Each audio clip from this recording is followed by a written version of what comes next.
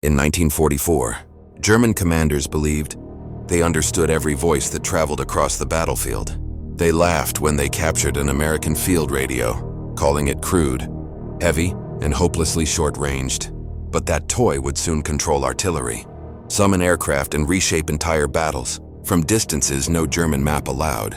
Until one night, through rain and fog, a clear American voice came through the air.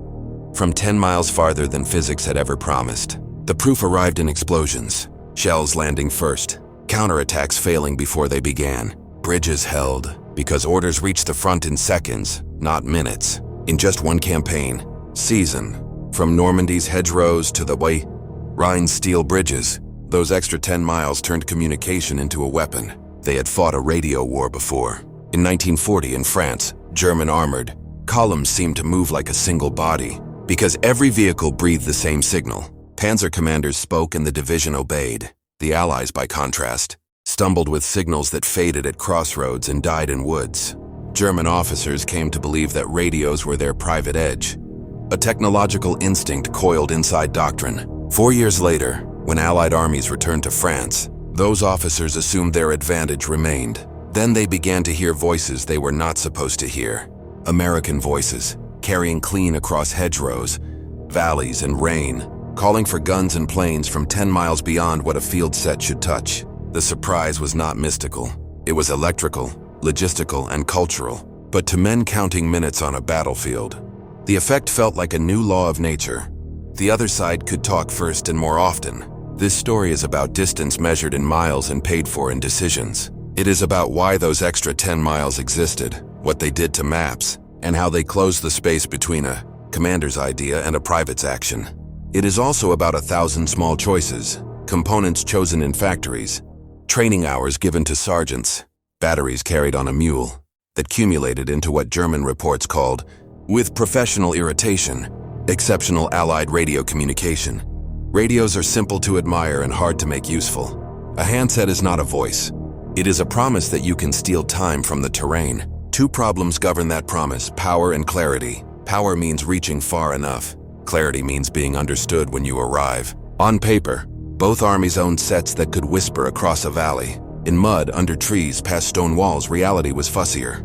American planners approached those problems as logistics. German planners approached them as scarcity. The difference wrote itself into those extra miles. American infantry regiments went to war with more radios than some German divisions had in 1940. They arrived in wooden crates stacked like bread in depots behind Norman ports. They were not all elegant. Some were heavy backpacks that bent a runner's spine. Some were brick-sized handsets meant to live in a tank. Some were radios that called airplanes from the ground, with a whip antenna like a fishing rod grown from steel. The key was that there were enough of them and enough batteries and spare crystals to treat failure as a temporary inconvenience, not a campaign problem. If a set died at noon, a replacement might be humming by 3. German officers noticed another difference.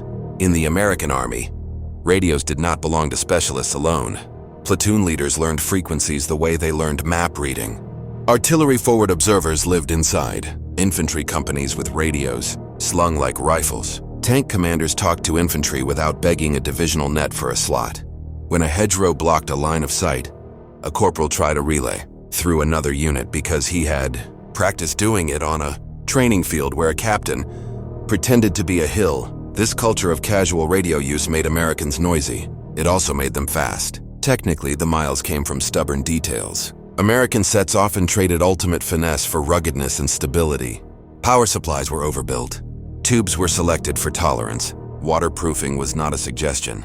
The antennas, often the underrated heart of range, were designed for quick field adjustment. A sergeant could add a section, tilt for ground conductivity, or lay a long wire along a hedgerow to turn the earth itself into a partner. In a damp Norman morning when a German set sulked, an American set would still throw its voice, because its designers had assumed a battlefield that behaved badly. German commanders first felt the difference during the hedgerow fighting after D-Day. Normandy's bocage made battalions into islands. Fields walled by earth and roots shattered lines of sight. Mortar crews who could have handled a company from 2 miles away found themselves blind at half that distance. In that maze, the side that could push voice over walls controlled minutes. American radios reached a little farther, often enough to keep an attack knitted.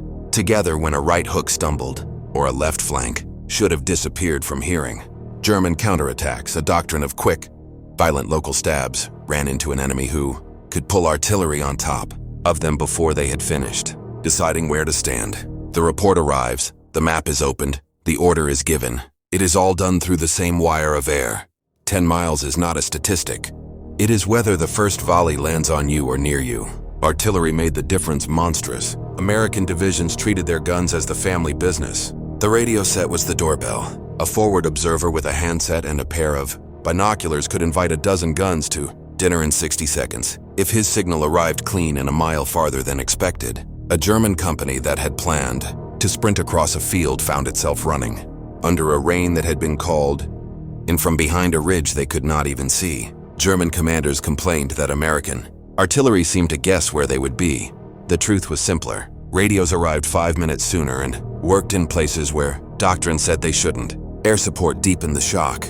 Tactical air in 1944 was not a myth of fighter bombers appearing like hawks at a whistle. It was a system. Ground controllers carried radios that talked to aircraft nets. Those sets needed range because airplanes eat miles like bread. An extra 10 miles meant a pilot making a second pass on trucks inside a village instead of finding himself called off because the controller could not reach him once he turned north. German units learned to dread the pattern. A skirmish starts. American voices climb on a net, and then the air answers in minutes, not an hour later when the moment has passed. You can plan against enemy courage. It is harder to plan against enemy timing. Weather made the advantage louder. Rain and fog are bullies to radio waves at certain frequencies. American sets were designed with enough power and antenna flexibility to punch through.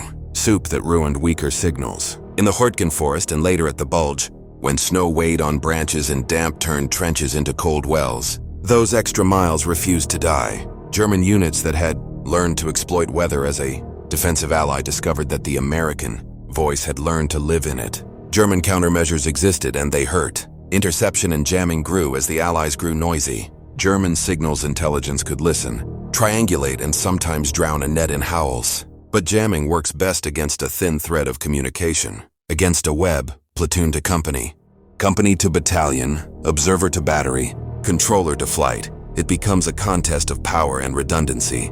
The Allies won both. If a frequency went sour, a unit hopped. If a set died, another joined the conversation. If a relay point was shelled, 2 more appeared. German reports speak with grudging respect about the elasticity of Allied nets. Elastic lines snap back. Tanks tell a simpler part of the story. In German doctrine, a company often moved as a single voice, calling through a regimental net that owned the battalion's attention. American tank companies chewed the ground with radios wired for talk among themselves and with the infantry on their shoulders. A lieutenant in a Sherman needed infantry to point at a farmhouse. The infantry needed the tank to make the farmhouse think about fire. If their radios could reach a mile farther past the orchard, the conversation happened before a German anti-tank gun could arrange its own punctuation. Night brought out another difference: discipline. Radio discipline is not silence, it is clarity. American units trained to keep nets clean enough that when an emergency call stepped in, it did not have to elbow through chatter.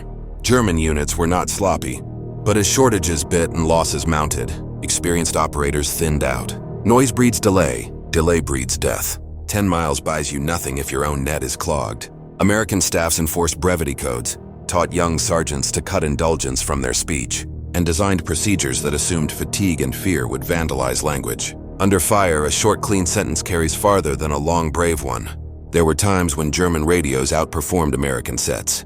Open country favored those moments.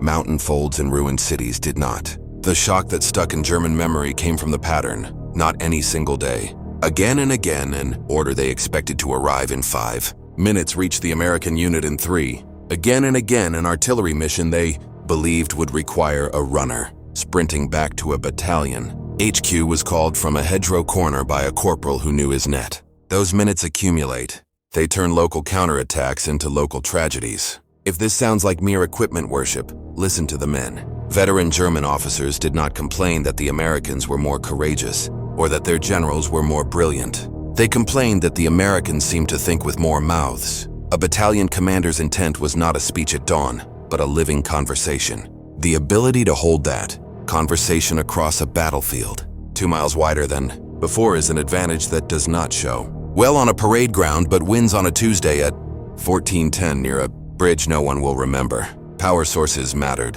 American logistics could flood batteries into a fight the way they flooded rations and gasoline. A radio without power is a brick. German units sometimes rationed airtime because their batteries rationed them. An extra 10 miles is also an extra 10 pounds of batteries carried by a mule that arrived because the system believed radios deserved mules. Boring choices win wars. A quartermaster's decision about battery priority on a rainy weekend. November might decide whether a captain talks to his guns during an afternoon attack. German accounts from the Bulge speak of radios that might have saved a crossroads but were silent because the last batteries had gone to divisional HQ. Training forged stubborn habits. American radio men drilled on improvised antennas, on field repairs under ponchos, on swapping modules in mud. They learned to listen to the sound of an ailing tube and to the tone of a fading net. They treated maintenance as a superstition. If you touched the set every hour, it would love you back. German operators were competent. The constraint was time and replacement. When the war turned against them, training cycles shrank. Radios became talismans handled by too few hands. Talismans fail you. Tools you know in your sleep do not. None of this diminishes German skill or courage. It reframes the shock. These were professionals who had believed rightly in 1940 that radios were a German signature. To see that signature forged more cleanly by an enemy in 1944-45 felt like losing a piece of identity.